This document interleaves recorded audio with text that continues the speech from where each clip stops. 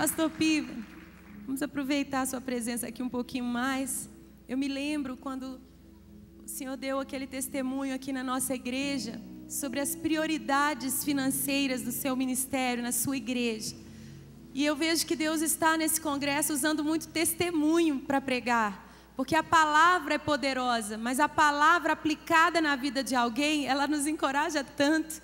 Nós entendemos que também podemos vivê-la.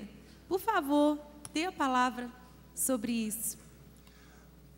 Bom, amados, como eu estava conversando com o pastor Gustavo, meu amado aqui, e toda vez que nós viemos aqui, já muitas vezes, nós sempre aprendemos muito e temos muito mais a aprender do que a ensinar aqui. Estamos aqui para aprender com os irmãos e tem sido uma grande bênção. E eu me lembro que Deus falou comigo naquela oportunidade, quando eu estava ministrando sobre finanças aqui, que eu deveria viver no limite aquilo que eu pregava, que eu prego, que era que 100% pertence a Deus. E eu estava num hotel e não havia ninguém disponível para me levar. E eu iria de táxi. E eu tinha o dinheiro, que a gente não viaja sem dinheiro, mas quando estava ministrando e ministramos a oferta, Deus falou para eu entregar tudo. E eu estava sem nada, só com o cartão do banco, que eu nem sabia onde era, e depois das 10 da noite você não consegue fazer nada no banco.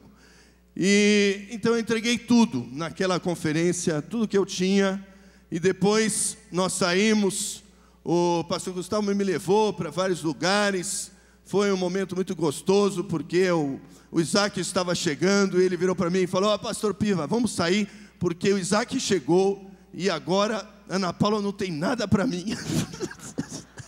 É toda a atenção para ele. Então eu vou te levar onde você quer ir. Você que vai ser pai, é uma experiência única no casamento. E é uma bênção. Eu sei que ele é muito bem cuidado pela esposa e se amam muito, um casal referência, né? Mas fazia dias que não via o Isaac, então, concorrência desleal. Então ele me levou, me abençoou para muitos lugares. Eu estou magro agora, 16 quilos a menos, por causa da batalha espiritual, muito jejum aí, desde aquela época, mas naquela época eu estava com 108 quilos, saradão, gordão, comendo de tudo, igual uma draga. Ele falou: vamos lá. Eu falei: vamos? Aí ele falou: está satisfeito? Posso ser sincero? Ainda não. E que tal um sorvetinho? Eu sei um lugar bom. Aí me levou lá. Falou a palavra certa, ele ama sorvete. Aí me levou lá e falou: então você paga o táxi e vai lá no Confins, está tudo certo. E fomos embora e oramos tudo. E aí na hora de chegar no hotel, eu ali: Senhor, e agora? Aí ele me deu uma oferta, que claro, cobriu o táxi, me abençoou, e foi uma oferta em dinheiro na última hora, porque a outra vez tinham depositado na minha conta. Então Deus proveu tudo, e nós podemos fazer isso como igreja e como cristãos. Temos que viver o que pregamos, e a igreja é o reflexo direto daquilo que seus pastores pregam e vivem, e nós vivemos que 100% é de Deus. Somos dizimistas. Sou dizimista desde 1983, quando aceitei a Jesus. Quando minha mãe com câncer, eu fui quebrantado, e através da enfermidade dela pude entregar minha vida a Jesus. Os irmãos me ensinaram o dízimo, fui dizimista, mas eu dava mais de 50% do que eu ganhava entre dízimo e oferta para Deus, porque eu tinha entendimento que tudo era de Deus. Então Deus falava para dar, para construção, para ação social, para tudo. Não dava nada para missões, porque a minha igreja na época não tinha visão missionária. Em 1985, conheci o pastor Edson Queiroz, e meus olhos se abriram, porque o mundo precisava ser evangelizado, e Deus tinha me chamado para evangelizar o mundo, que era a tarefa principal da igreja: ir e fazer discípulos de todas as nações. Quem acredita nisso aqui? Levanta a mão. Então você também tem como tarefa principal ir e fazer discípulos de todas as nações. Todos somos chamados para ir. Se não der para você ir, você tem que enviar um substituto. Todos somos chamados para orar por mais obreiros e interceder pelos obreiros e povos que estão lá. E todos somos chamados para contribuir para que o mundo receba o Evangelho. Os dízimos sustentam a igreja local, mas Deus não nos chamou para evangelizar só a grande BH, ou a sua cidade, ou Ribeirão Pires, que é a minha cidade hoje, adotiva, porque eu sou de São Paulo, mudei para Ribeirão Pires, uma cidade pequena, a 50 quilômetros de São Paulo. Então, Deus nos chamou para evangelizar o mundo. Então o que nós temos que fazer? Dar o dízimo para a igreja, que sustenta a igreja, dar as ofertas de acordo com as necessidades e desafios da igreja, através do seu pastor, e sempre fiz isso em todos os ministérios que passei, e dar um percentual da sua renda para a evangelização do mundo. É isso que eu creio, porque se Deus nos mandou evangelizar o mundo, nós temos que enviar recursos para evangelizar o mundo. É o dever de cada cristão. Então, quanto por cento pertence a Deus? 100%. Se você deu dízimo, quantos por cento ainda são de Deus? Então você tem que perguntar, desses 90%, quanto por cento por mês você vai investir na evangelização do mundo? Isso é viver Jesus 100% como Senhor. Tem campanha na construção, tem o pessoal que está chegando da Síria, tem os africanos que precisam de ajuda, Bangladesh. Deus vai falando. A nossa igreja sustenta 40 missionários, somos 600 membros, e todos os desafios, os irmãos dizem aqui, sim. Pastor Piva, desculpa, vamos voltar aí, porque é muito forte isso. Uma igreja de 600 membros sustenta 40 missionários. Então, a cada 20 membros, um missionário no campo.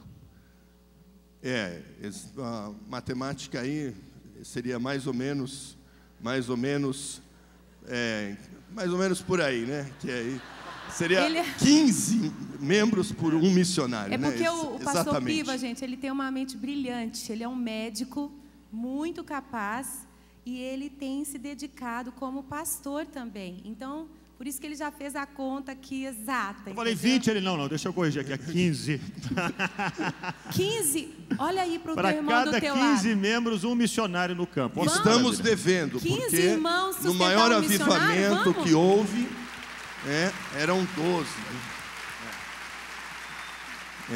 Estamos devendo, porque no maior avivamento que houve na história da igreja, foi o avivamento moraviano, 1 a cada 12, não só dava tudo para missões, como eles iam como missionários. E era uma casa de oração, né, pastor Piva? E que por mais de 40 anos, 24 horas de oração. Foi a primeira casa de oração da história da igreja, no século XVIII. Então, querido, e aí nós passamos a viver isso como igreja.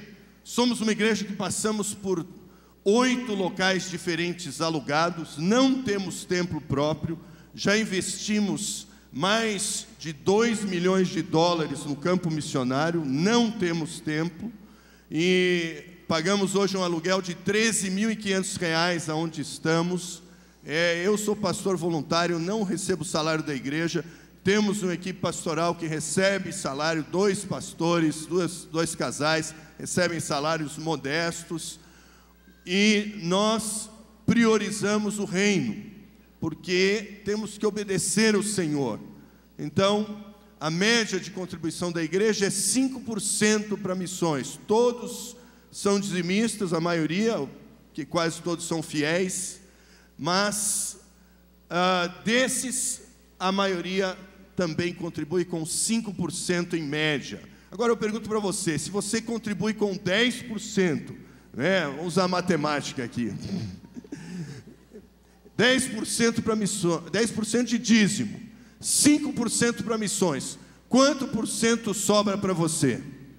Nada. Não. Poxa, achei que eu fui tão espiritual agora.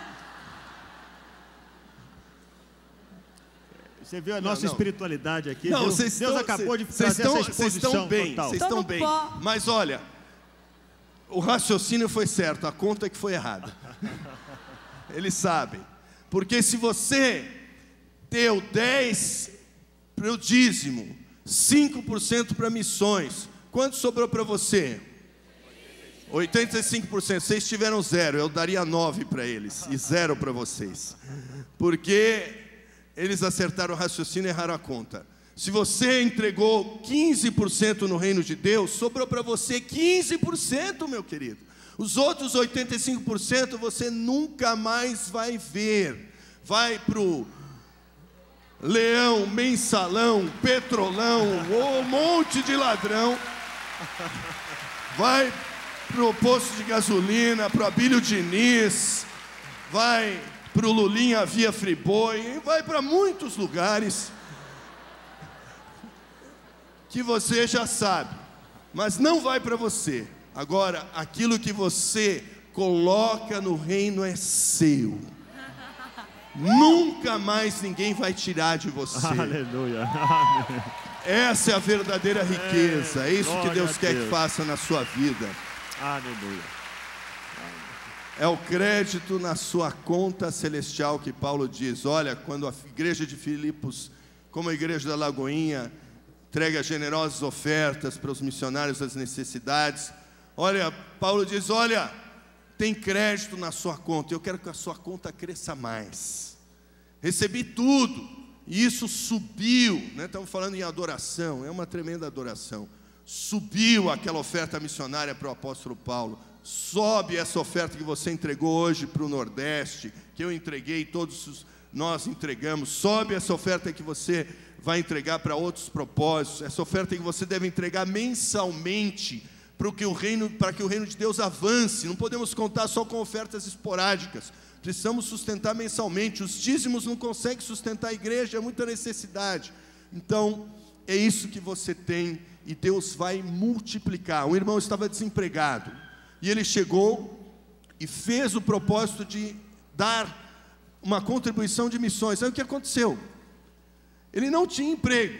Ele fez o propósito: Senhor, se o Senhor me der um emprego, eu vou dar o dízimo e mais 10% para missões. Esse irmão não tinha segundo grau. Chegou e mandou o currículo para a GM. GM só contrata a gente com segundo grau completo. Ele fez o teste todo, passou em todos os testes, chegou na prova final, tirou 10 na prova de conhecimento, mas ele não tinha o diploma dele ia chegar, e a pessoa da seleção falou: não, você não pode, você não tem. Mas olha, eu não tenho, mas eu terminei e vai chegar o meu diploma. Ela falou: tá bom, já tinha dispensado outros.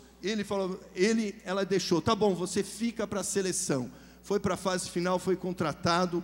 Hoje ele tem diploma de faculdade, está trabalhando na qualidade da GM, recebeu várias promoções, vários prêmios dentro da empresa. Tudo começou quando ele fez um propósito, porque aquele que faz a parte de Deus, Deus honra.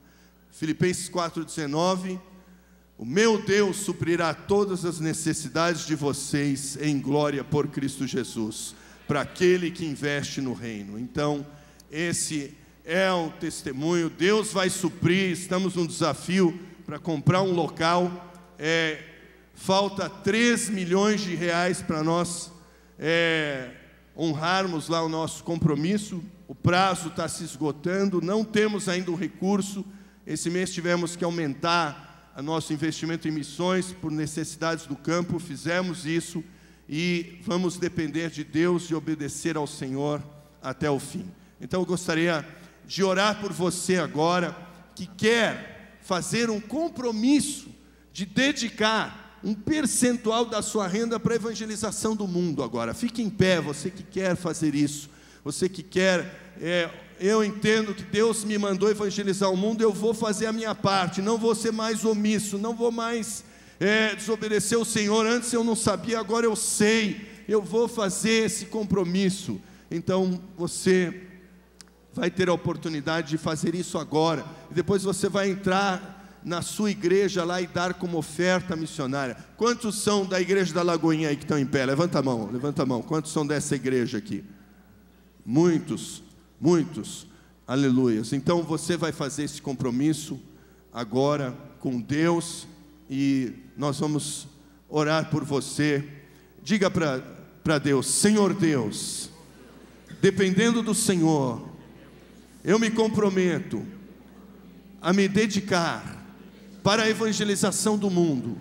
Em primeiro lugar, com a minha vida, pois sou 100% do Senhor, indo falando de Cristo aonde eu estiver. E se o Senhor me enviar, eu vou mais longe, aonde pode haver perseguição ou morte, mas eu vou anunciar o Evangelho. E eu me comprometo a orar diariamente pelos missionários, pelos povos não alcançados, pelos meus líderes, pela minha igreja, pela igreja evangélica do Brasil e das nações. E eu me comprometo agora, diante do Senhor, além de ser um dizimista fiel para sustentar a minha igreja local e honrar minha liderança para que o reino avance na minha cidade, na minha região, eu também entendo que o Senhor quer que eu participe financeiramente da evangelização do mundo, para quando a igreja subir lá nos céus, estejam irmãos que eu nunca vi na terra, mas que pertencem a esses povos que eu ajudei a ganhá-los com a minha contribuição financeira, e eles me receberão nos tabernáculos eternos. E esse privilégio, desse crédito na conta celestial, oferecendo ao Senhor a expressão máxima de adoração, eu me comprometo, dependendo do Senhor. Capacita-me e abre as janelas dos céus sobre a minha vida, sobre a minha igreja, sobre a igreja do Brasil, celeiro do mundo e das nações, em nome de Jesus, amém.